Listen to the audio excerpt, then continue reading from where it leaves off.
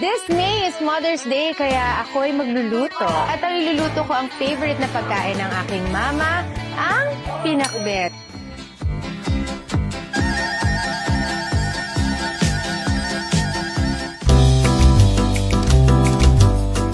Po, mahal kong bayan ng San Pedro, nandito po tayo sa San Pedro Market at mamamalengke po tayo para sa linggong ito para sa aking mga mahal sa buhay, aking asawa, ang aking mga anak, and syempre, sa aking mga manang dito, magluluto po tayo ng pinakbet. Ate Tina, ang aking lagunanay na magaling magluto talaga. So, siya ang aking kasama ngayong araw na to.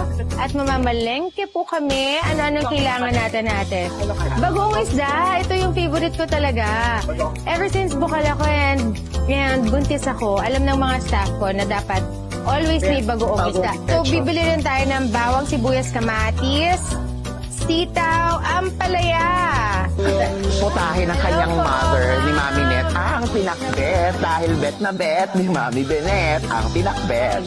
Ngayon, pupunta na tayo sa bilihan ng mga recados para samahan ng ating congresswoman sa pamimili ng mga putahe para sa pagluluto ng pinakbet na bet ni Mami Net. Dito po kami para mamili ng aming mga recados para sa aking lulutuin ngayong araw na ito. Correct. Ang pinakbet. So, Yeah. mother, baka meron ka namang dyan, bagong isda na masarap talaga.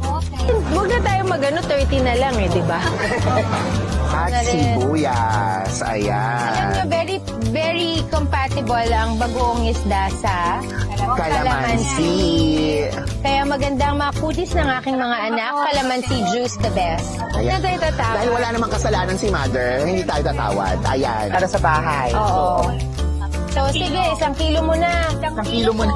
Sila rin. Bibili tayo ng ampalaya. Oh my gosh, cinnamon sticks. Ito yung mga kailangan ko.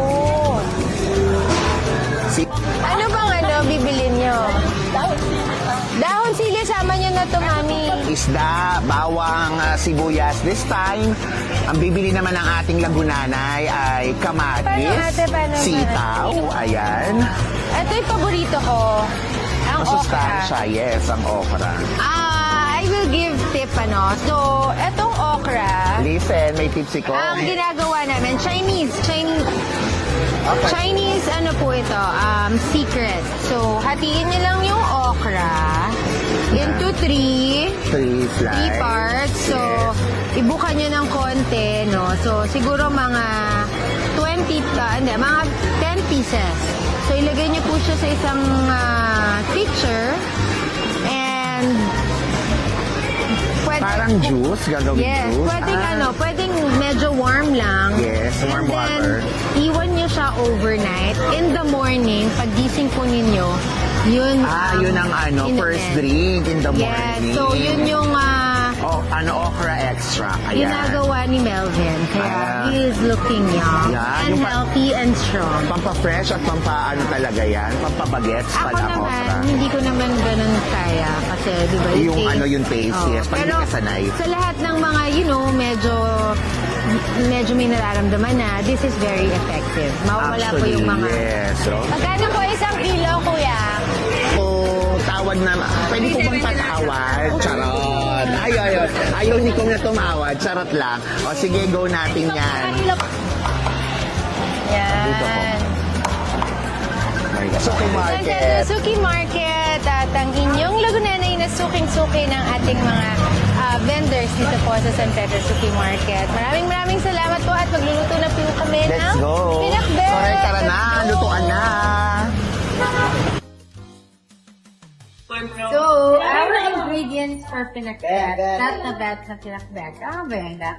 Kailangan natin ng kamatis para matinis ang kutis, ang kalabasa para maginaw sa mata, ang ampalaya, si Tiffy, ang okra, kamote, paborito ni Melvin. Talong, paborito ni Sam. Sitaw, bataw, bakandal.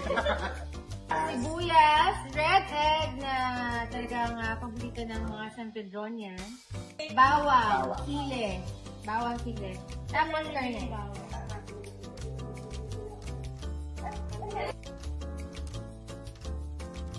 So ngayon, kanina tapos na po tayong mamili sa Suki Market sa San Pedro. This time, it's cooking time naman. Kaya simulan na natin ang pagluluto ng bet na bet ni Mami Net na pinakbet. Kasama Yes. natin si Ate Tina. Ate Tina, sige, samahan mo kami Hi po. kung paano lulutuin ang favorite na pinakbet. Bawang po muna. Bawang. Ito yun, oh. Babrownin po ni. So unahin natin ang bawang. Bawang. Okay. Sige po. Sibuyas. Natin ang sibuyas. Kamatis. Bawang, sibuyas, then kamatis. Ano po? O ganyan? Konti pang lakas. Ayan. Kailangan Ayan. mag-mix talaga silang tatlo, Ate Tina, no? So, ayan. So, habang niluluto ng ating congresswoman ang pinakbet, kung ito muna, may question muna ako sa'yo. Yes. So, ano pa na medyo matagal-tagal pa naman yan. Bakit pinakbet ang Tumatalsik. favorite ni Mami Net? Well, syempre, Ilocana. Ah. And mahilig yung pamilya namin sa gulay talaga. That's why. Even my kids, kumakain sila ng gulay. Especially si Audriana. Kaya pala naging Yeah. favorite talagang lutuin ng iyong mother ang mga Yes. pinakbet. Masustansya, tsaka ibang luto ng pinakbet talaga kapag talagang genuine Ilocano ka. Yes. Ibig Yeah. sabihin, kapag legit kang Ilocana, iba ang timpla at luto ng pinakbet. Yes, at masustansya siya. Ito kahit everyday, ang ulam namin sa bahay, pinakbet, pwede na sa akin. Hindi nakakasawa. Hindi no? nakakasawa. Correct. Dagyan na po Ate Tina, natin ng next, bagoong, mga... Bagoong isda.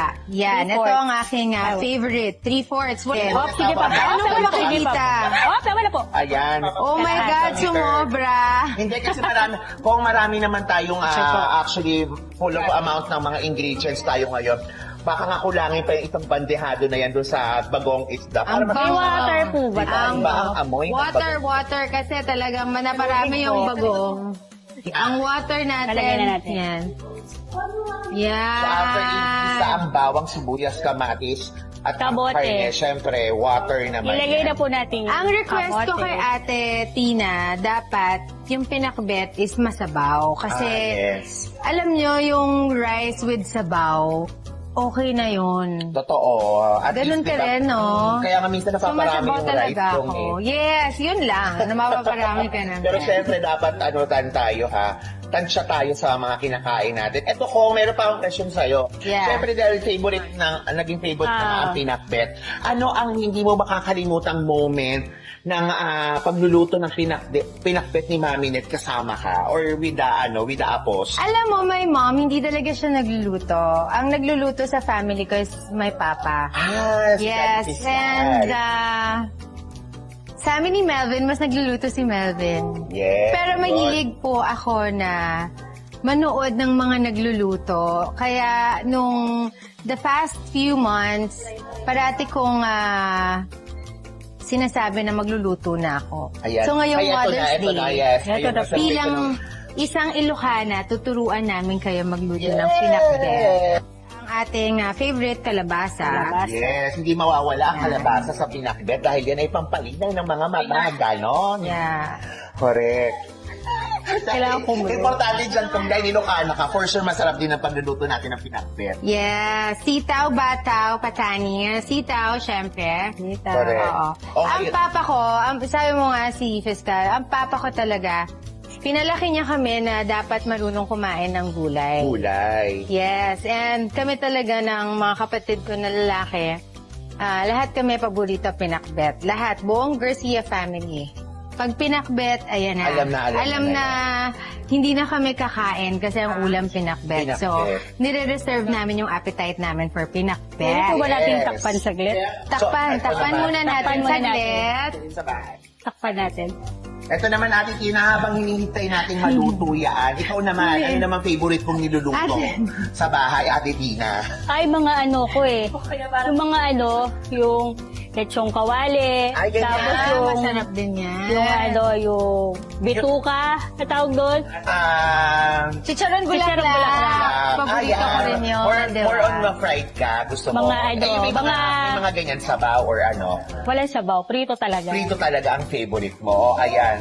Dahil Kung dahil malapit na ang Mother's Day, ano naman ang any payo mo sa ating mga viewers na mga nanay na masasarap magluto din ng kahit hindi pinakbet, ayan, ano ang may papayo mo natin Siyempre, sa sa mga lagunanays na nandito, no? So we will be having our episodes ng pagluluto.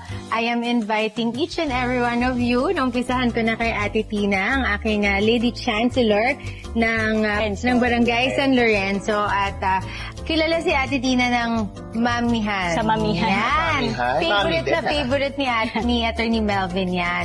So, sa lahat po ng mga lagunanays na sa tingin nyo ay meron kayong mga recipe na talagang masasarap at talagang gusto nyong i-share sa amin dito, you are welcome to join. Comment lang kayo down below sa ating pong comment section at soon we will invite you. At sa lahat ng mga lagunanays na nandito, sa aking pong bilang magulang, sana matutunan natin ng ating mga anak na kumain ng mga lutong bahay, Yes. masustansya, Gulay. fresh.